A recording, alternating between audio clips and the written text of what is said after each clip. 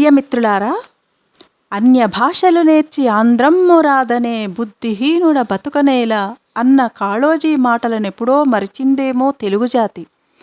మన భాష మన ఆస్తి అని మరిచిరేమో. ఏళ్లుగా ఎందరో ఎన్ని భాషలు నేర్చినా మరువలేదు మాతృభాషను. అలా మనం మరిచిపోతున్న పదాలను అందించాలనే ఉద్దేశంతో శ్రీమతి రాజా వాసిరెడ్డి మల్లీశ్వరి అక్క రచించిన ఒక్క పదం అర్థాలెన్నో గ్రంథం నుండి పొందు పొడ అను పదాలను మీకు వినిపిస్తున్నది శ్రీమతి శ్రీదేవి జక్క. నీ పొందు నాకు స్వర్గం లాంటిది, నీ పొందు లేక నే బ్రతకలేను. పొందు బలపడిందా అనే మాటల్ని వింటూ ఉంటాం కదా. పొందు అంటే ఏమిటో తెలుసుకోవాలి కదా.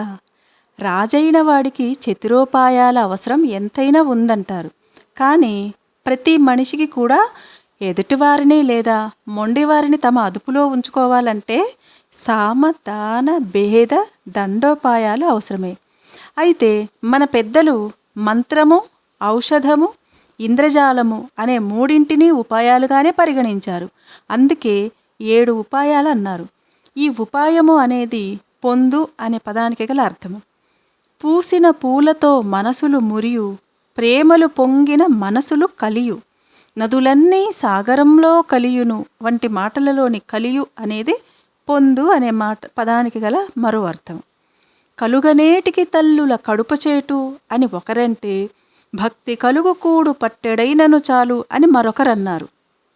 కలిమి బలిమి కలిగెనేని పరులకు కీడు కలుగజేయు చెడ్డవాడు, కలిమి బలిమి కలిగెనేని పరులకు మేలు చేయుచూచు మంచివాడు.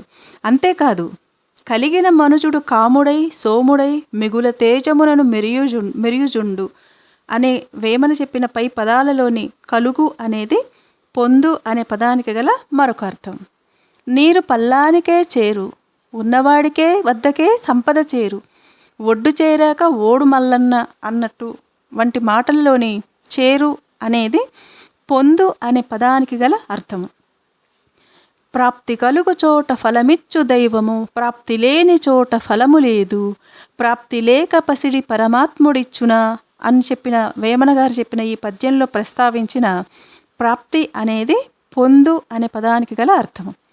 తల్లులారా, ఈ లోకంలో ప్రేమ క్షణభంగురం, మేల్కొనడంతోనే అదృశ్యమైపోయే స్వప్న నది అని చెప్పిన పై పదాలలోని ప్రేమ అన్నది పొందు అనే పదానికి గల మరో అర్థము. ఆతపత్రమ్ము భంగి కంజాతపత్రమొండు బంగారు తండ్రిపై నిండ తగులకుండా సంధించి అని చెప్పిన కరుణశ్రీ గారి ఈ పద్యపాదంలోని భంగి అనే పదాన్ని విధము అని కూడా అంటారు. ఆ విధము అనేది పొందు అనే పదానికి గల ఇంకో అర్థము. దుష్టులతో స్నేహం, నీటి మీద రాత, అదే సజ్జనులతో చేస్తే రాతి మీద చెక్కిన గీత.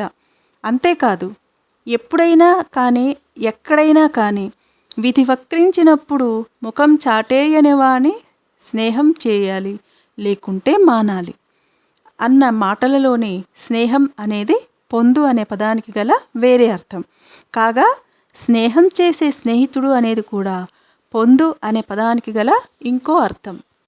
ఇక పొడ అనే పదాన్ని గురించి తెలుసుకుందాం. పొడలపాము, ఒంటి మీద పొడలు పొడలుగా ఏవో మచ్చలు వచ్చాయి అనే మాటల్ని మనం వింటూనే ఉంటాం. అలాగే పొడచూపు, ఎండపొడ అనే పదాల్ని వింటూ ఉంటాం. మనుషులంతా ఒక రకమైన అవయవ నిర్మాణంతో ఒకేలా ఉన్నా పురుషులందు పుణ్య పురుషులు వేరయా అని అన్నాడు వేమన. ఆకారం ఎలా ఉంటేనే అక్షరజ్ఞానం ఉండాలి అని అంటారు పెద్దలు.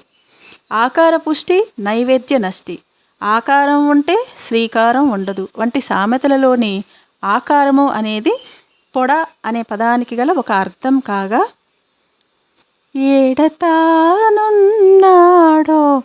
బావా, ఏడతానున్నాడో బావా, జాడ తెలిసిన పోయిరావా, అందాల ఓ మేఘమాల, ఓ చందాల ఓ మేఘమాల అంటూ మేఘమాలికను బ్రతిమలాడుకున్నది ఒక నాయిక. నీ ఆచూకీ కోసం ఎంత వెతికినా సొంత తెలియదయ్యో అంటూ భక్తులు భగవంతుణ్ణి గురించి వాపోతుంటారు. దోషి అయినవాడు తన ఆచూకీ ఇతరులకు తెలియకుండా జాగ్రత్త పడతాడు. పై వాక్యాలలోని ఆచూకీ అన్నది కూడా పొడ అనే పదానికి ఉన్న అర్థమే. కన్నుల కాంతులు కలువల చేరెను అంటూ పూర్ణమ్మను గురించి పూర్ణమ్మ కథలో వర్ణించాడు గురజాడ అప్పారావు గారు. ముఖకాంతిని వర్చస్సు అని అంటారు. కస్తూరి నటు చూడ కాంతి నల్లగా నుండు అంటూ వేమన చెప్పారు. చంద్రకాంతి, సూర్యకాంతి, విజ్ఞానకాంతి అంటూ ఎన్నో రకాలుగా ఉన్న కాంతి అనేది పొడ అనే పదానికి గల మరో అర్థం. గుమ్మడికాయ పోయిన తావు గుర్తులేదు కానీ ఆవగింజపోతే అద్దుకు తినదట, కీర్తి మార్గం కాటికి దారి చూపును అనే సామెతల్లోనూ ఎన్నని గుర్తుపెట్టుకుంటాము. నీకు నేను గుర్తులేనా? కులీ కుతుబ్ షాకు తన భార్యపై ప్రేమకు గుర్తుగా భాగ్యనగరం వెలిసింది వంటి వాక్యాలలో చెప్పబడిన గుర్తు లేదా గురుతు అనేది పొడ అనే పదానికి గల ఇంకో అర్థము. నీవు పెట్టకపోయినా పెట్టేవానిని చూపు అనేది ఒక సామెత. మన చూపు తిన్నగా ఉంటే మన నడత తిన్నగా ఉంటుంది అంటూ చెప్పబడి ఇచ్చు, ఏర్పరచు, దృష్టి, బయలుపరచు వంటి అర్థాలను కలిగిన చూపు అనే పదం కూడా పొడ అనే పదానికి గల అర్థమే. ఒక వ్యక్తి గొప్పతనాన్ని గురించి చెప్పేటప్పుడు ఆయన ఎంతోమందికి నీడ అంటే ఆశ్రయం ఇచ్చాడు అని చెప్తుంటారు. ఈ నీడ అనే దానిని తీసుకొని మొదలు చూచిన కడు గొప్ప పిదప కురుచ అంటూ భర్తృహరి కుజన సజ్జన మైత్రిని గురించి వివరించాడు. నీడ చూసి నిజమనుకోకు అంటూ మన పెద్దలు జాగ్రత్త చెప్పారు. ఇన్ని వివరణలకు మూలమైన నీడ అనేది పొడ అనే పదానికి గల మరో అర్థము. మరుగేలరా ఓ రాఘవా,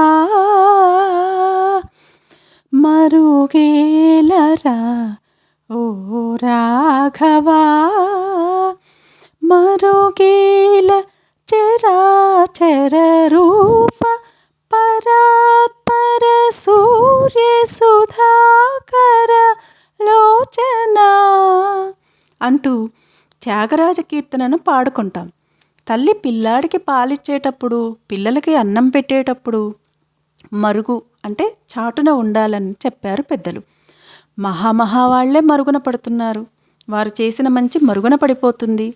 మరుగు భాషపై మన్ను పొయ్యి, గంజిలో ఇంత ఉప్పెయ్యి అనేది సామెత. పై వాక్యాలలోని మరుగు అనేది పొడ అనే పదానికి గల ఇంకో అర్థం.